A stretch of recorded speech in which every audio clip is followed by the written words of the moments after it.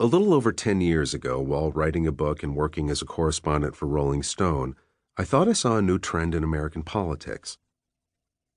I was spending half my time in Washington watching Congress make some very unsavory sausage, and the other half hanging around political extremist movements in various parts of the country.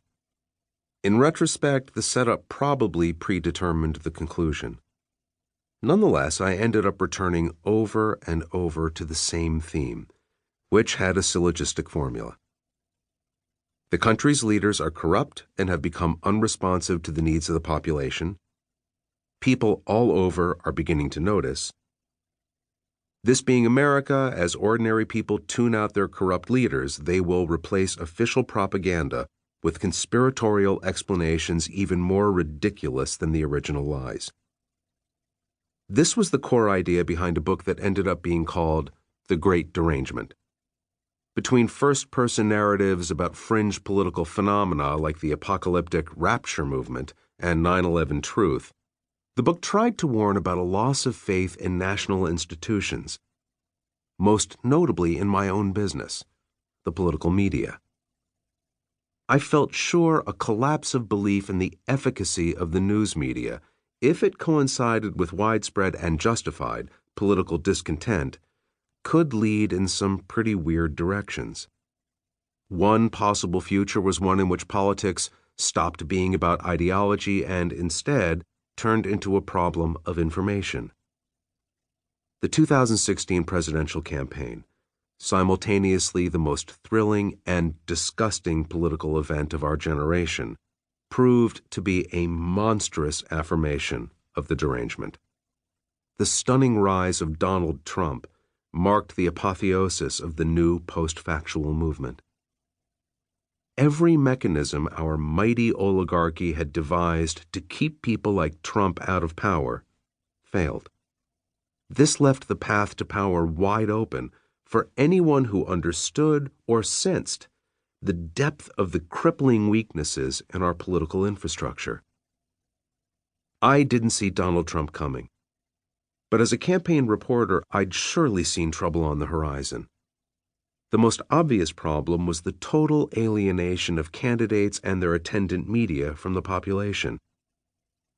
I'd struggled with this issue from the first time I was sent out by Rolling Stone to cover a campaign in 2004. One of the first things that struck me was the way the candidates and the traveling press moved around the country in what was essentially a roving prison. Your route was from a bus to a charter plane to another bus to an event hall where you were kept behind rope lines most or all of the time, back to the bus, back to a plane. Then the cycle would repeat until you got to a hotel in the next city at night. You slept 6 hours and repeated the pattern day after day, week after week. This moving prison was so airtight that if you needed cigarettes, you had to ask campaign volunteers, the Kerry crew called them Sherpas, to smuggle them in. This seemed like merely a strange detail when I first wrote about it more than a dozen years ago, but it spoke to a much more enormous problem. It was a perfect metaphor for the distancing of the ruling class from the population.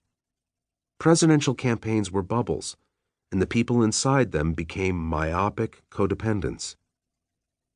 To campaign professionals, real people became fodder for stylized visual backgrounds and nothing more. In a less self-deceiving future, perhaps under a leader like Donald Trump who better understands that presidential races are now really just big television shows, they will conduct campaigns from a single soundstage in a place like Burbank and just blue screen in the different crowds and locations. The only time campaigns needed people was as props. If a candidate wanted to show that he or she was with it on racial issues, that candidate would visit a predominantly black high school and be photographed clapping to a school band performance. If he wanted a worker-friendly image, he'd visit a robotics factory in Wisconsin and be photographed wearing a hard hat and goggles, and so on. But neither politicians nor reporters were ever in one place for long enough to see or hear what was really going on with the public. In place of that one-on-one experience, politicians and the press increasingly relied upon polls and each other to gauge the temperature out there. This resulted in a bizarre mutual admiration society situation in which everyone inside the plane gradually became more and more removed from the outside world. When fellow Rolling Stone scribe Tim Krause first wrote The Boys on the Bus nearly half a century ago, he was mostly describing how packed journalism led to faulty reporting. But his description of the culture on the bus also accurately foretold the derangement of the whole campaign mechanism, which included the politicians with whom reporters traveled. Stuck inside the campaign bubble for too long, politicians and journalists alike started to operate like high school heathers, using abuse and shaming to enforce the myriad social rules inside the plane. If candidate A fell outside either behavioral or policy lines, 50 reporters immediately cried foul, and that candidate quickly retreated, or else.